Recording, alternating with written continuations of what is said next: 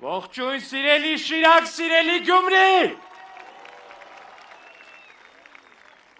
2026-ին քվեարկում ենք։ 2026-ին քվեարկում ենք։ Սիրելի շիրակցիներ, դուք ազատասեր եք։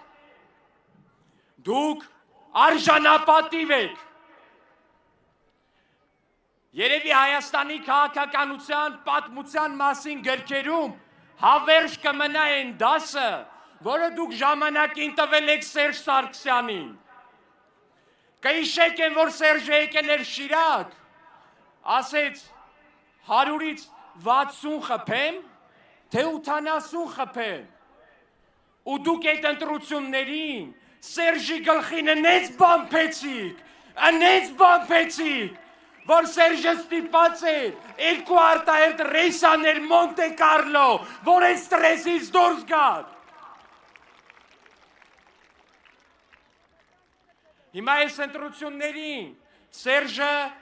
ու Հանրապետական կուսակցությունը չեն մասնակցում։ Մասնակցումը Հանրապետական կուսակցության կալուգական պատենդը,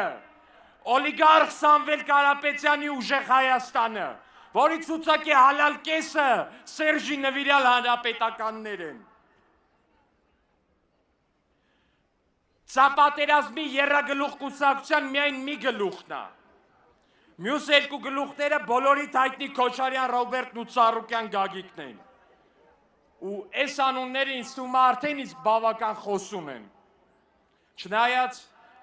խոսուն բառը սրանց մասին չգիտեմ թե ինչքանով է տեղին, որովհետև դուք դրանց խոսալը լսել եք։ Ինձ թվում է այս 3 հոգուն Սամվել Կարապետյանին, Քոչարյան Ռոբերտին ու Ծառուկյան Գագիկին հատուկ քաստինգով են ընտրել։ Հայոց լեզվի իմացության մրցույթ են հայտարարել ու վերջից 3 տեղը գրավողներին վեկալել գործուղել են Հայաստան։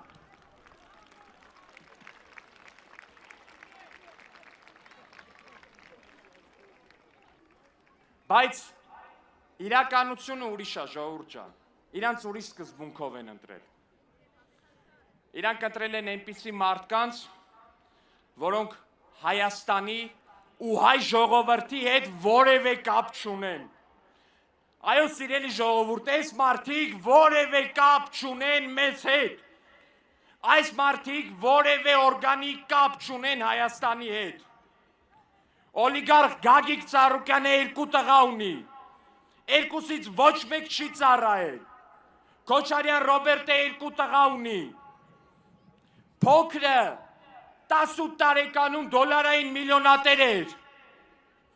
Շիրակի տղերքը 18 տարեկանում բանակի պավեսկային ստանում։ Քոչարյան Ռոբիկի տղեն 18 տարեկանում $1,000,000 էր ստանում։ Սամվել Կարապետյանը ու իր աղբերը Սերժ Սարգսյանի աշխատակազմի ղեկավար Կարեն Կարապետյանը 4 տղա ունեն։ 4-ից ոչ մեկ բանակում չի ծառայել։ 4-ից ոչ մեկ Շիրակից զորակոչված տղերքի հետ բանակում ձմեռվա առավոտները ֆիզո չի արել,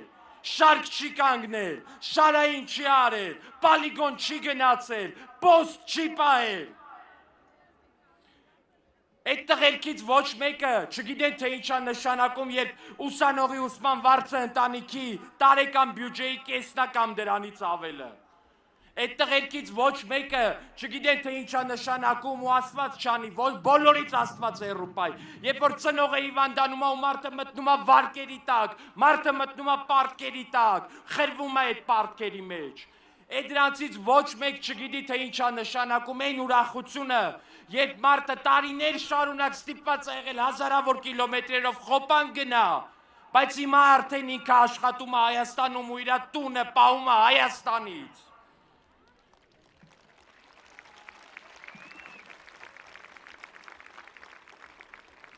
Իրանք դա չգիտեն, որովհետև իրանք մեր հետ կապ չունեն ու դրա համար է, որ Ծառուկյան Գագիկի տղեն այսօր Հայաստանում չի, այլ Բելառուսում է պահկված։ Կապ չունեն ու դրա համար է, որ այն օրը Քոչարյան Ռոբերտը գլուխ է գովում իր հանրահավաքին։ Ասում է, ես այնքան ժողովրդավար էի, որի մորոք ընդդիմադիր Կարեն Դեմիրճյանը չի դատվել։ Դու այ ասել էի ինչ, Կարեն Դեմիրճյանը քորոք հոկտեմբերի 27-ին սպանվել է, այս սրիկա, ուզում էիր մի հատ սպանվելուց հետո դատեիր։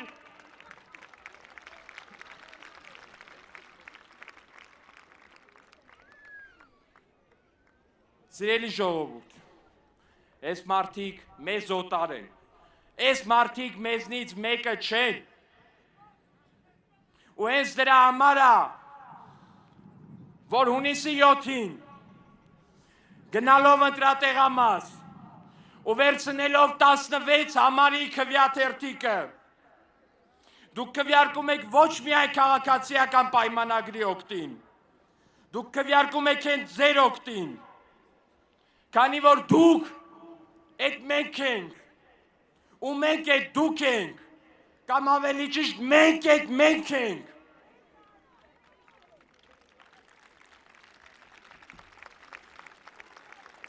որովհետև մենք ձեր որդիներն ենք, որովհետև մենք ձեր եղբայրներն ենք, որովհետև մեր բոլորի ճակատագիրը սեպագրված է Հայաստանի հետ, որովհետև մեր բոլորի համար Հայաստանը պլան անա, պլան բնա, պլան գնա ու բոլոր հնարավոր պլաններն է, որովհետև Հայաստանը մեր տունն է, ոչ թե մեր խոպանը։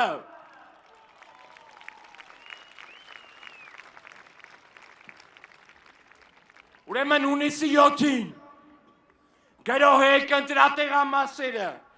ու 16 համարի քվեաթերթիկների տարափով օտարին ծառայող օլիգարխներին ցույց տվեք, որ այս երկրի տերը դուք եք, որ այս խաղաղության տերը դուք եք, որ ձեր ճակատագրի տերը դուք եք։ Կեցե Գյումրին, կեցե Շիրակը, կեցե Հայաստանի Հանրապետությունը։